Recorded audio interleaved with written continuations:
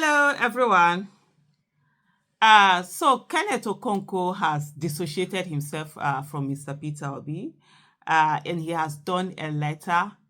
I've not read this letter. I've just no, not a letter, rather an article, a letter to his countrymen. Sha. So I'm reading this letter. I just decided let me read it on camera and see what it says. I've seen the headlines. Some headlines are saying that, oh, he said Peter Obi is spineless. Of course, headlines can be whatever. So I'm going to read the letter and we're going to read it together for me to see what this whole thing it's all about and where this is going to. If I tell you I'm not shocked, I'll be lying because I'm like the first time I saw this, I'm like, oh, maybe fake news or something. I had to actually call Kenneth Okonkwo because I just spoke to him like a minute ago, and I'm like, bros, what's this? What am I saying? I just saw this thing in the blog and this thing. Did this thing originate from me? He said yes. So I'm even reading this from his Twitter handle, and then I'm like, oh, okay. Now, like, okay, have you read? I've not read. It's okay. When you finish reading it, let's have a conversation. And so for me, I'm going to do a video on it anyway. So let me kukuma be reading it as I'm going on to see, what are the words that are inside and all of that. So he said, Political Journey to a Great Nigeria by Kenneth Okonkwo. To my countrymen, with love. Okay, I have a problem with that. Okay, he did this to his countrymen, not the women. Okay, the letter is, I'm not included in the letter. So you people that are men, countrymen, I will. Let me, in short, as I'm doing, I'm writing because I'm going to call it, we're going to talk about this. I'm going to call, of course, we're going to have a discussion on this. I'm like, okay, the first, I need a biro because pencil now, it will not be showing, very well. And then I'll be thinking, oh, what is it that I wrote? Because I write very fast. I can't start this video again. Anyway, let's continue. So, countrymen, letter, not women. So he said, to my countrymen with love, I write to update you on my political journey so far as follows. I am committed irreversibly to a great Nigeria built on equity, justice, and fairness, where every citizen will be free and able to aspire to any position or level in life without regard to primordial sentiments built around ethnicity, religion, sex, or circumstances of birth. 2. It's obvious that the APC or PDP, as presently constituted, do not have what it takes to lead us to a great Nigeria. Indeed, their combined leadership is trying to cripple Nigeria as this blessed country is now down economically, politically, and in every other index, leaving the people with no other option than to protest for their survival. They can see no hope for the future. 3. Unfortunately, by our constitution, we need a solid political party with solid grassroots base to be able to wrestle power from these kakistocrats and kleptocrats. We therefore need a decisive leader who will be able to build such a party of integrity and character from the grassroots, because eventually majority of the people that will populate a government will eventually proceed from the political party of the leader. A party is like a political tree that produces the fruit of the leadership cadre in government. A corrupt tree will never bear good fruits, no matter the integrity and good intentions of the leader. Nigerian problems today come from lack of internal democracy in the parties, which become a breeding ground for the production of incompetent and corrupt leaders in government. 4. We also need a decisive leader who will be selfless enough in boldness and bravery to secure our victory when the people vote for such leader, because these corrupt and incompetent leaders are not willing to conduct free and fair elections and will always snatch power from any weak and indecisive leader and run away with it. Our judiciary has not proved to be equal to the task in preventing the emergence of electoral bandits who steal electoral victories at gunpoint in the public glare of everyone. So for me, let me just even look at this number 4 and what he's talking about. I think one of the things that we always think about is always the fact that we need one leader that will come and solve the problem and show power and be. Then what's the difference between that person and dictator? What's the difference? So so sort of like the mentality is like this. We want to change Tinubu, but we want to replace Tinubu with someone like Tinubu who behaves in that certain way. And we think we're going to get something different. How is it one person is the one that is supposed to build? No, that's no longer democracy. That's now a dictatorship. And that's why that one person we get in there, we now begin to dictate, we now begin to snatch and feel that everybody owes them allegiance or people have to do things in their own way.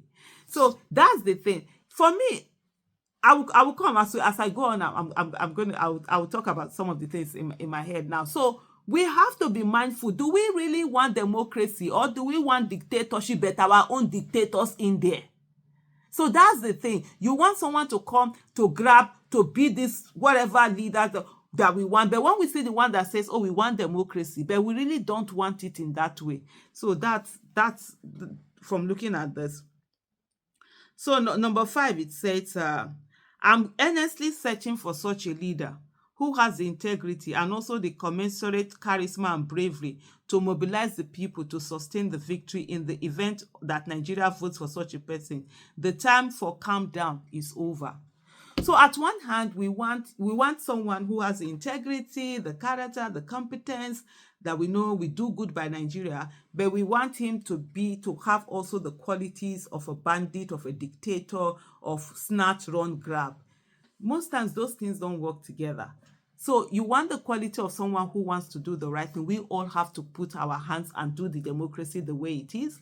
Or you want the other one. There's no how someone who will have the integrity and all of that will not be tainted if they've done all of those things.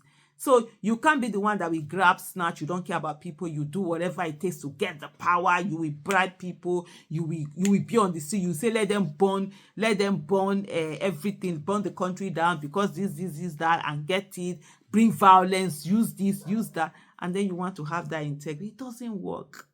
There's something about all these things that taint. And when the soul is corrupted, the moment you are tainted, you're corrupted, you now begin to behave that way. I'm sure for those that knew people like Tinubu a long time ago, they didn't start from there. It's little by little. Say, oh, it's okay to use this violence. After all, we want to get this thing. It's okay to. By the time you use it, you lose a little bit of evil, this evil, that evil. You wake up one day, you are not the evil. Sure, you get. Anyway, in continuation, I say this video might end up being extremely, long, but I hope not. Then 6, I recall how we suffered and risked all to liberate Nigeria from the shackles of these kakistocrats and kleptocrats in 2023, only for the victory to be stolen. It is obvious that the judiciary will not give us democracy because of abuse of the judicial process. The people must take their own destiny in their hands. They must be willing to vote the right person as the president and must be willing to fight to ensure that the person is sworn in as president. However, the person must be willing to be in the forefront of such endeavor. The suffering Nigerians are going through now from the people they didn't vote for, but who snatch power, cannot be allowed to continue. These people will still remain in power come 2027 unless a decisive leader emerges to stop them with the votes of the people. So like I said before, we want someone with competence, character, capacity. Then you want someone with the kind of shenanigans that Tinubu has to be able to go on. For me, I don't think that's the way. That's my own personal opinion anyways. One of the things I look for me, everything that has to do working within the ambit of the law is harder. It's very hard. You have to put in a lot. Sometimes it seems as if it's working, but for me, that is where I will always be. Anything that it has to be within the ambit of the law, so that I'll know when I look at myself in the mirror, I know, yes, I did the right thing. I might not, even if I don't win, even if I don't get it, but doing the right thing, the process that brings someone in must be clean. For me, that's where personally I stand. And so therefore, yes, the judicial this thing was not there's no judicial freedom and stuff like that. But one of the things I'm looking at is the fact that what are we doing to get all of those what do you call them, polling unit agents everywhere? Make sure that every result sheet within 72 hours they are collected, they are locked up, they are kept.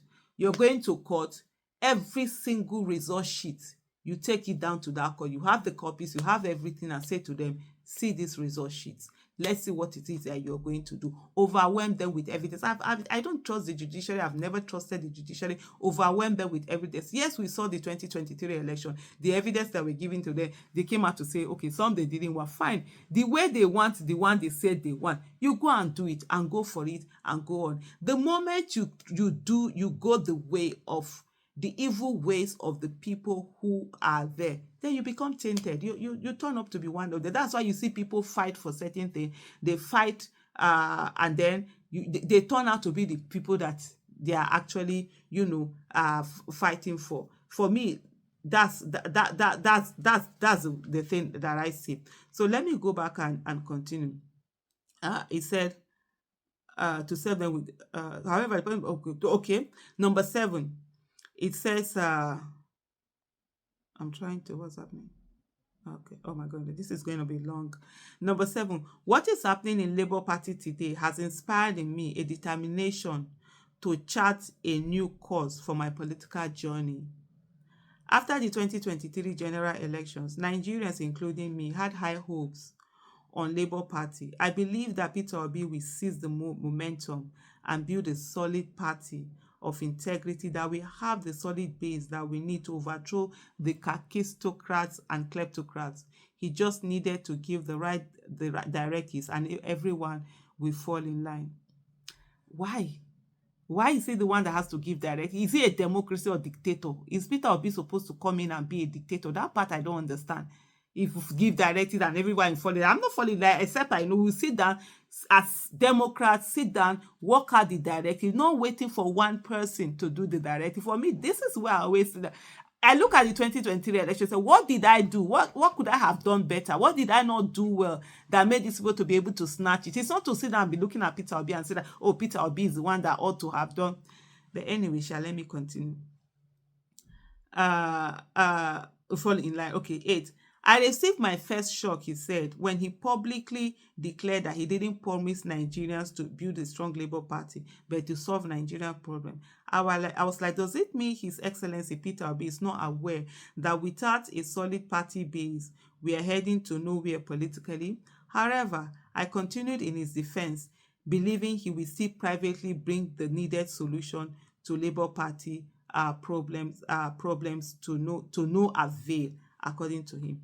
PO also publicly, I'm now in 9, PO, that's Peter Obi, PO also publicly demanded that the Abure-led National Working Committee must organize an all-inclusive convention that will guarantee the participation of all members of the Labour Party in the choice of their leaders. This didn't happen, and surprisingly, PO refused to disassociate himself from the shenanigans and criminal activities of the former NWC as their term has expired.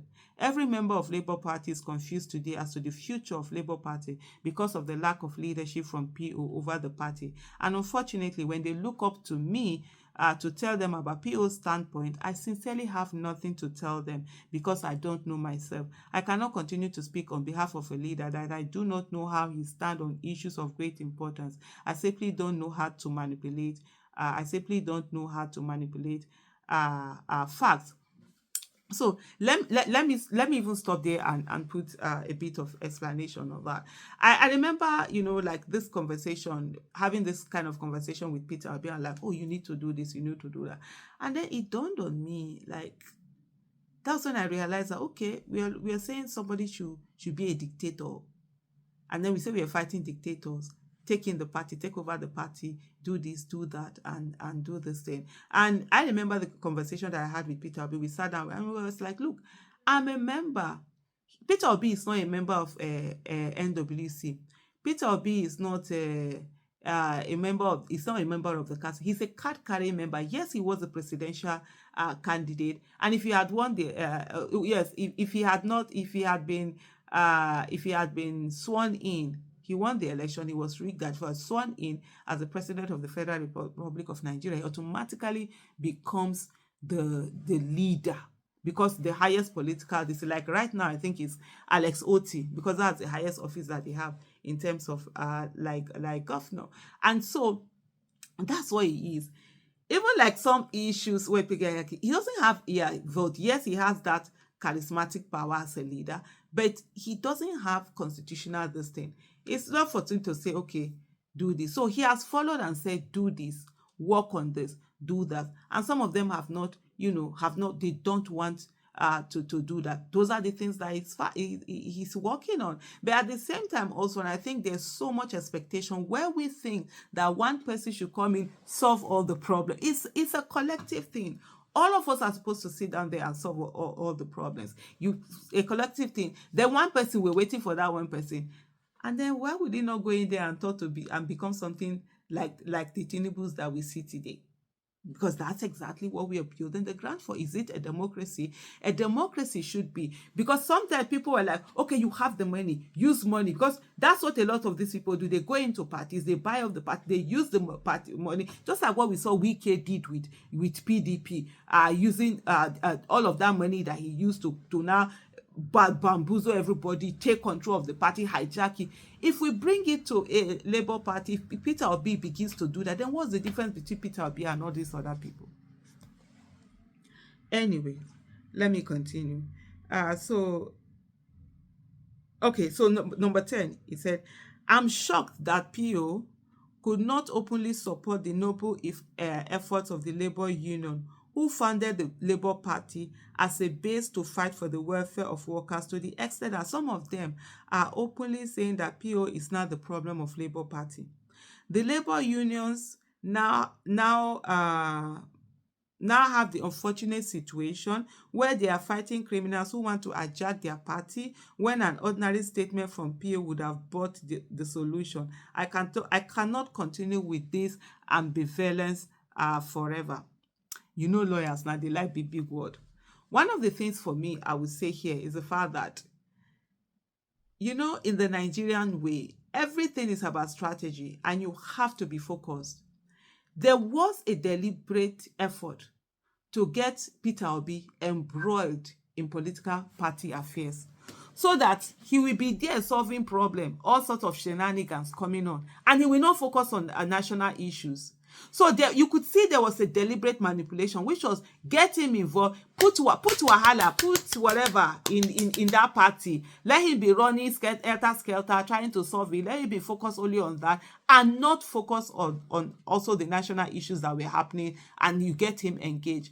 And he simply refused to allow himself to be pulled down into that rabbit hole, and was to say, let's work on this thing. He talks to them, he met with them, he has conversation. I'm not a Labour Party member, so whatever it is, when it comes to Labour Party issues or Labour Party affairs, Kenneth Okonkwo, of course, is more of an expert than I am, because I never was a member. I've never been a member of a political party, but definitely in the future, I'm going to be a member of a political party, but definitely I'm going to check the political party that aligns with my character. For me, that's one of the things. All this while, I could have entered a political, when a party in 2019, I supported a presidential candidate, but I said no, because for me, I just want to, because I don't want to get into, I don't want to get to a place where I enter a party tomorrow, I'm looking forward. If I enter a party, I die there. If I come out for that party, I'll go sit down, not do party anything. So I'm very, that's part of the reason why so I really don't have, but I do know one of the things, and we all sat down, have this that discussion. One of the things that was being put on, which is done a lot of time, we've seen it happen again and again. They put problem in your political party, and you're so involved in all of those things that you're doing, and then you don't have time to actually focus on national issues the way Peter Obi has really, focused on national issues and brought out issues and be there and stood for the people of Nigeria. So coming down again is to look, number 11. He said, I am of course in full support of the labor unions and other stakeholders who are now compelled to fight for the soul of Labour Party without the support of Peter Obi. I don't know where that is coming from. I don't know, but for me, I've seen Peter Obi really focus on getting that Labour Party to be where it's supposed to be. And one of the things, like me, there've been a lot of people that advise. I say, look, Oga, leave this party, you can move on. Some have said start up a new party. He's always like, okay, it needs to be worked on. And so I don't know where this particular statement is coming from, but hey, like I said, I'm not in Labour Party, so he's more knowledgeable about Labour Party than I am. Number 12, however, the consequence is that I no longer have the confidence that Peter Obi has what it takes to build a party that can win these kakistocrats and kleptocrats. And above all, he has proved that even if the people vote for him, he doesn't have what it takes to secure the mandate. I don't intend to embark on such campaign as we did in 2023, projecting a person who cannot sustain the victory if he wins. This is a typical Nigerian thing where we blame the victim instead of the perpetrators. People do things that are wrong, and so now you've absorbed the criminals that have done the criminality. You're not blaming the person that crime was done against, that he too did not do crime to fight the criminality. And how do we get a good Nigeria if we're saying everyone should be evil, everyone should be criminal in the way that they do things? I think for me personally, and this one I'm not even speaking for Mr. Peter Obi, for me personally, I would rather not win anything, I would rather not get anything than use crime or criminality to get it done. Even in my business, I've lost a lot of businesses that would have made me money. I rather said, no, I'm not going to do it. I move on. Even though I end up losing money, I would rather lose money than say I use criminality. And that's why for me personally, I'm able to speak today the way I do. That's why Peter Obi, he can talk on all issues. He can take on anyone. Nobody is coming out to say, oh, this is why you did this. They've tried all the propaganda. It hasn't worked for them, because he has kept himself clean in terms of the process. And remember what Mr. Peter Obi said when he said that the process that brings you in, for you to be called excellency, the process that brings you in must be excellent. So you can't go and embark on criminality just because you want to win it by force. And Mr. Peter Obi has always said that he's not desperate to be the president of Nigeria. He's not desperate to win the election, but he's desperate for Nigeria to work. That's the key difference. We are looking for people who are desperate. We want to have a Mr. Peter Obi be desperate to be president and do everything, even when it involves killing people, bribing INEC, destroying judiciary, everything just to get there. Nah. Then what would that be? It will be one of same old kind of people. That's when everybody will now have skeletons in your cupboard. Everybody will now be coming and holding on to one thing and doing one thing or the other. But hey, okay, so number 13, he said, it's in this regard that I've decided to continue my political journey into the great Nigeria of our vision without Peter Obi. I'm always 100% loyal to a leader whenever I am, okay, the next page, whenever I'm working or following the leader. At any time I have doubts within me that I can no longer offer 100% loyalty to him, I will respectfully let everyone know. When I joined myself to his campaign, I made it public. Now that I cannot guarantee my support for his future political aspirations, I believe I owe it to everyone to let everyone know. This has nothing to do with any desire to join APC or PDP. I will perpetually be joined to the Nigerian people and their aspirations for a new, better and greater Nigeria. There is also absolutely nothing personal with my decision to adjust my relationship with His Excellency Peter Obi. It is 100% based on principles and my conviction that I need a more decisive, bold, brave leader with integrity and team spirit who can confront these kakistocrats and kleptocrats head on. I'll continue to respect him and cherish the periods we work together. With this declaration, I'm free to embark on negotiation and consultation with every like-minded people to determine the next step in my political journey, which does not include joining APC or PDP for now, but includes and not limited to consolidation of Labour Party. Nigeria must regain its greatness, whether the kakistocrats and kleptocrats like it or not. Protest is a democratic right of the people. Nobody should prevent the people from protesting, even as the protesters should endeavor to be peaceful. The government must deploy all its wisdom and exercise extreme restraint in the management of the protest of the people. The best method of avoiding protest is good governance. With bad governance, protest is inevitable. Long live the Federal Republic of Nigeria. So that's the statement. Like I said, I needed to read that statement because some of the headlines, the words they were using in the headlines, of course, I didn't find them in this statement that he did, but you saw the overall for him. Kenneth Okonkwo feels that Peter Obi is not the kind of leader that is going to do everything to be president, but rather everything to make Nigeria work. So there's a difference. So he feels at this moment, and everyone must always respect everyone's choices to be able to do this. So yes, I've read it now. We've read it together. So I'm gonna go ahead and we'll continue our conversation. Thank you so much for watching. What? That's politics for you. So let me ask you, for me, I'm with Mr. Peter Obi, 100%. What about you?